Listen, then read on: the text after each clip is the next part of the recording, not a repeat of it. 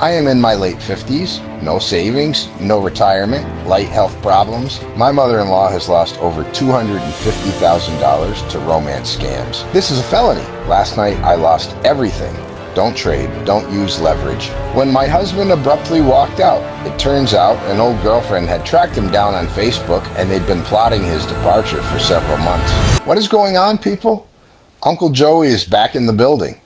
You know, I was sitting around drinking my coffee this morning, scrolling through Reddit, and I swear to God, some of you people are allergic to money. I mean, the level of financial self-sabotage I'm seeing out here is honestly impressive. It takes real effort to mess up your life this badly. I got 5 absolute train wrecks lined up for us today, and I am already getting a headache just thinking about them. Let's jump right in before I lose my mind. First one. Waking up in a financial nightmare that I have had for many years and never admitted to it. Okay, let's see. I am in my late 50s, no savings, no retirement, light health problems, and a failing small business. With overdue taxes and credit card debt, I am probably $80,000 in debt, and for years I haven't told myself or anyone else how bad my financial situation is. My credit score is around 550. And my daughter is starting school next year. While she has money for her high grades and some from the state, I need to find a way to help her too. That's amazingly important because I know what my debt is like. I don't want her to start hers in the same place. The lady at the BK office said they would make me sell my house, and I can't do that because with bad credit and no steady income, I couldn't rent even a studio apartment. I can't believe I am writing this out loud. But I can't hide from it anymore. The only people who knew my situation were the ones I tried to get money from. Great deal on a house that I lost the savings on in a high-rate mortgage, 4.5%, which at the time sucked, and it is watching the value plummet down. I have a few years old pickup I bought because I didn't have the money to fix my beater, and I have high payments and am upside down in it. I guess my bad credit makes my car insurance go up. When did that start? I have to say, it actually feels good to take a breath and let it out. So any advice, direction, or story of how someone got out of this place, I would really appreciate the help. Thanks in advance. Man, look, Adam, this is tough. This is really tough. Late 50s, 80 grand in the hole, failing business, and a 550 credit score. You are staring down the barrel of a loaded gun, my friend. But here is the reality check. You are worried about helping your daughter with school? Bruh, you can't even help yourself right now. You're drowning. You cannot pour from an empty cup. She has state money. She has grades. Let her handle her business. You need to handle yours. And this pickup truck? You bought a newer truck with high payments because you couldn't fix a beater? That is the definition of backwards math. You need to sell that truck yesterday. I don't care if you're upside down. You need to get out of that payment. And the house? If the bankruptcy lady says sell the house, you might have to sell the house. You're holding on to a sinking ship because you are afraid of getting wet. You need to face the music, cut the dead weight, and start digging out. It is not going to be pretty, but you have to start now. Next one. Oh boy. My mother-in-law has lost over $250,000 to romance scams. We just discovered she stole roughly $150,000 from her sister. Wait, what? Are you kidding me? The background. My mother-in-law has been a constant romance scam victim for the last 8 years. Over that time, she's given away at least $250,000 of her own money, along with tens of thousands she borrowed from others. It's the standard script. Oil rig workers, rich businessmen trapped overseas, missing in action, soldiers. We've found scratched off Apple gift cards. She asks how to send Bitcoin. There are tons of random transactions on her current public Venmo. She has been debanked multiple times and temporarily lost access to her Social Security and retirement when scammers rerouted them. She flips out aggressively anytime a family member tries to confront her. Currently, she is dating a missing in action soldier who is supposedly waiting for a medical flight back to the States to buy her a mansion in Florida. She is fully brainwashed. The crisis. For the last few years, my mother-in-law has held power of attorney for her sister who has severe dementia. The sister cannot use a phone or computer, cannot carry a conversation beyond hello and goodbye, and has no other direct family. We recently discovered that my mother-in-law appears to have drained her sister's accounts. We estimate she has taken roughly $150,000 from the sister in the last few years to funnel to the scammers. We found multiple Cash App transfers from the sister to the mother-in-law. There are days where over $3,000 is transferred using Cash App. The mother-in-law seems to be using the sister's debit card as her own to live off of. The sister, who once had over $100,000 in her account, now only has a couple of $1,000s left in her account despite receiving about $3,000 a month in benefits, but is completely unaware because she doesn't handle her finances. Tragically and ironically, before the dementia set in, the sister mentioned to people that she was worried my mother-in-law would eventually take her money. That fear has now come true. The living situation. I own the property they live in. For the last 3 years, I have allowed them to live there, rent-free and bill-free. I cover utilities and maintenance, so my mother-in-law could care for her sister. Essentially, I am subsidizing their housing, while my mother-in-law sends every dollar her and her sister have to Lagos, Nigeria. The conflict, I have totally had it. I am forcing my mother-in-law to leave my property. This is incredibly hard on my wife, but she is deeply upset that her mother has stolen nearly everything from her aunt. But I see no other choice. However, a couple of family members are pushing back. Some think I am overreacting or being a jerk by kicking my mother-in-law out. They are terrified that if I contact Adult Protective Services, it will lead to serious legal issues, felony charges, jail, for my mother-in-law, and some suggested that we handle it internally. My argument is that internally is impossible because the money is gone. If my mother-in-law passes away or can no longer care for her sister, the sister will have no money left for a nursing home. We are looking at a future where the sister is destitute because the family wanted to protect the thief. My questions? Is there any way to resolve this without APS, given the sister's dementia? If we don't report this, what happens when the sister eventually needs a nursing home and Medicaid does a look back on her finances and sees $150,000 missing? Do I have legal exposure if I know this is happening and don't report it? Are you out of your mind? Handle it internally? The woman stole $150,000 from her sister with dementia to send to a fake soldier in Nigeria. This isn't a family dispute over who gets grandma's china. This is a felony. This is elder abuse. You are 100% right.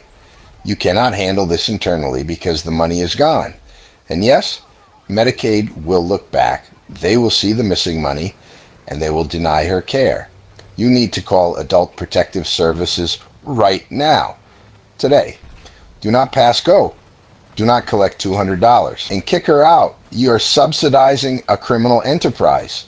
The family members calling you a jerk can take her in if they are so worried about her. You have to protect the aunt, and you have to protect yourself. This is insane. Let's bring it back down to earth. This one actually makes me a little sad. All my savings, 6 years of DCA, got liquidated last night. I was one of the people who never tried to time the market, was telling others to stay away from leverage. Just DCA, yet here I am. Maybe this sad story will contribute to the community. I guess people have different reasons for why they end up using leverage. I don't need to be convinced that Bitcoin is here to stay, and it will go up. That's why I was all in DCAing. Anything left out of my monthly salary would go into Bitcoin. However, in the last 1 to 2 years, my monthly expenses rose significantly, and I was upset about not being able to buy as much Bitcoin as I could in the past. This is what led me to the idea that I can make up for that period in 1 to 2 leverage trades. It all went downhill from there. Last night, I lost everything. As of today, my total net worth is not far away from the salary I will receive for this month. Everything I got was wiped out, and I am 36 years old already.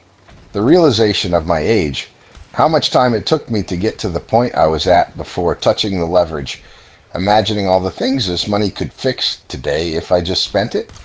All those feelings and thoughts are devastating beyond my ability to describe it. The feeling of shame, the feeling of letting down family and relatives. I won't ever admit to what has happened to anyone, and I will have to live with this feeling of shame likely forever.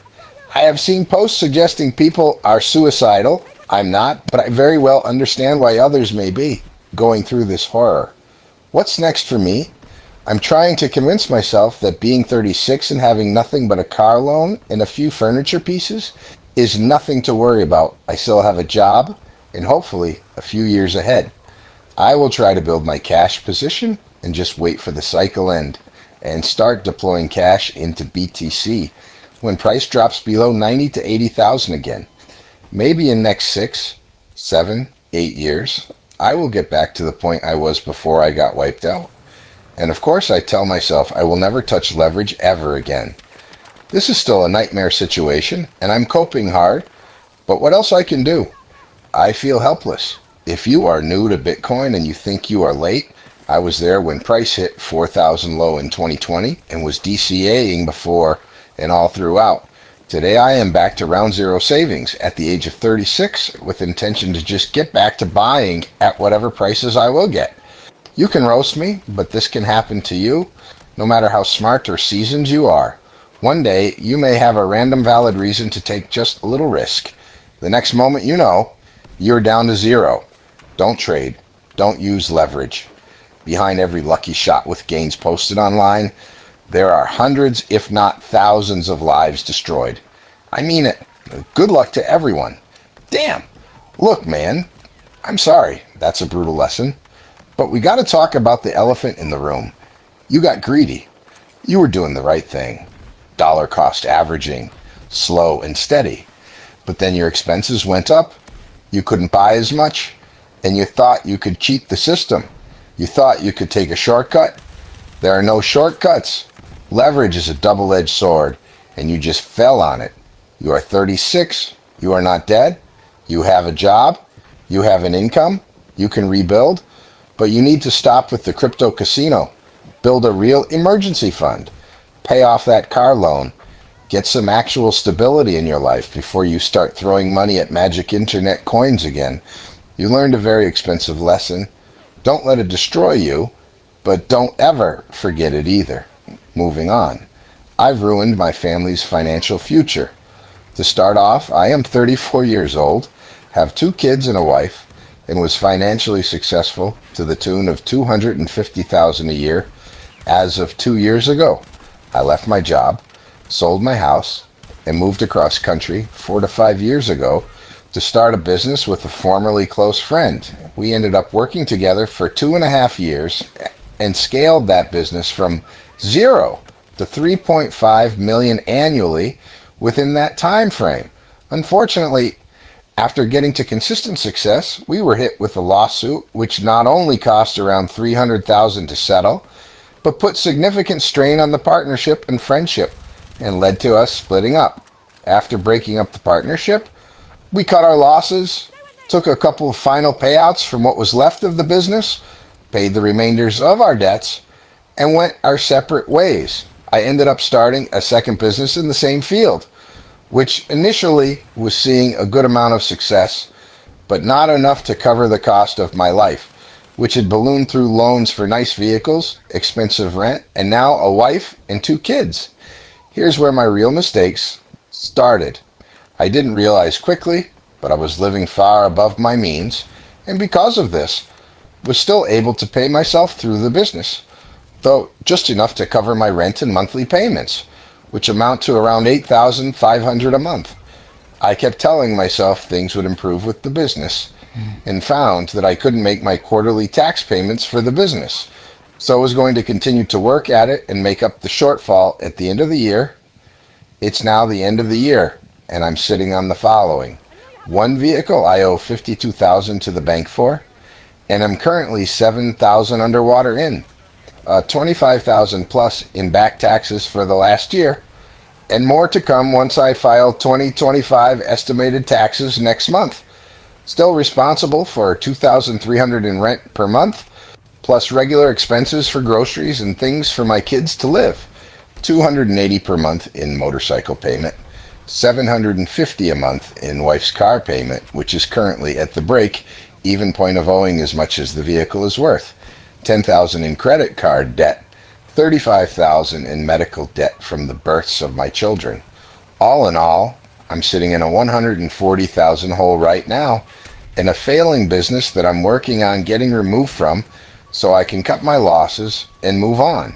I did receive a job offer I'm going to take for an $85,000 per year sales position, which isn't enough to cover the shortfall and liabilities I'm sitting on, but at least it's a start.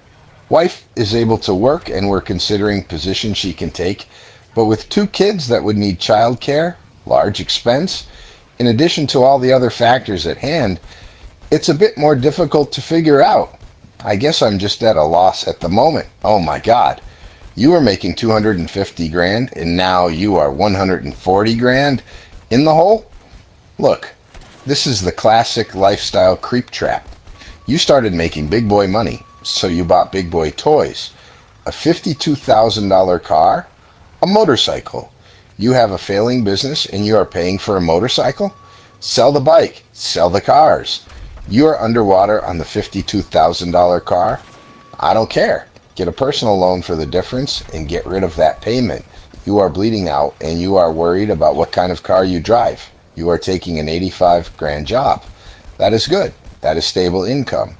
But you cannot live an $8,500 a month lifestyle on an 85 grand salary. You need to slash your expenses to the bone. No more eating out, no more vacations, no more nothing. You are in survival mode. Your wife needs to work opposite shifts from you so you don't have to pay for childcare. It is going to suck. It is going to be miserable. But you dug this hole, and now you have to climb out of it.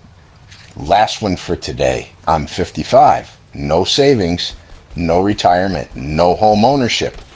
I'll try to be brief in telling you how I got to this point, but bottom line is I made a poor life choice. 10 years ago, I was married, a stay-at-home wife and mom for 15 years, when my husband abruptly walked out. It turns out an old girlfriend had tracked him down on Facebook, and they'd been plotting his departure for several months. I was shocked to learn he had secretly stopped paying the mortgage, knowingly leaving me and our children in a foreclosed home. He'd also depleted all of our savings. I received nothing in the divorce, as there were no assets left. An additional wrinkle was my diagnosis with a debilitating chronic illness. The past decade has been rough. My education and work before marriage had been in interior design. I was unable to find a job in that field post-divorce. I returned to college, cramming through an accelerated bachelor's program in healthcare administration. I used student loan money to help keep a rented roof over our heads. Upon graduation, I found a no benefits, $10 per hour job in a doctor's office. It took nearly every bit of my take-home pay to cover rent, and fast forward, I'm now making $20 per hour. As a contract worker, the contract house offers a self-funded health insurance plan and a 0% matching 401k. There are no raises, ever, and no chance to become a direct hire. My take-home pay is a meager $2,500 per month. I have tried and tried to find a better job to no avail. At one point, I managed to find a second job, but after 5 months, the 16-hour workdays caught up with me and my health. I have no idea how to get out of this mess. I am terrified about my financial future and worry about how many more years I'll be able to work given my poor health. I would like to own a home again. Not a large house like I used to have, but a small condo in a safe area. And I know I need a retirement savings, but I don't know if it's even feasible. Where do I start? This one is just heartbreaking. It really is. You got completely screwed over by your ex-husband. He left you with nothing, and that is despicable. But look, we have to deal with the reality of right now. You're 55, making $20 an hour with health issues, the dream of owning a condo right now. You need to put that on the back burner. That is not the priority. The priority is survival and stability. You need to look into every single government assistance program you qualify for. Food stamps, housing assistance, utility assistance. There is no shame in it. That is what it is there for. You also need to look into disability if your health is that bad. You cannot work 16-hour days. You just can't. You need to focus on maximizing the income you can make without destroying your body and minimizing your expenses as much as humanly possible. It is not the American dream, but it is reality. Man, I need a drink after that one. That is all I got for you guys today. My brain is officially fried from looking at these numbers. If you want to keep watching me suffer through the worst financial decisions on the internet, hit that subscribe button, drop a like, and for the love of God, if you're making $250 grand a year, do not buy a motorcycle you cannot afford. Uncle Joey is out of here. Peace.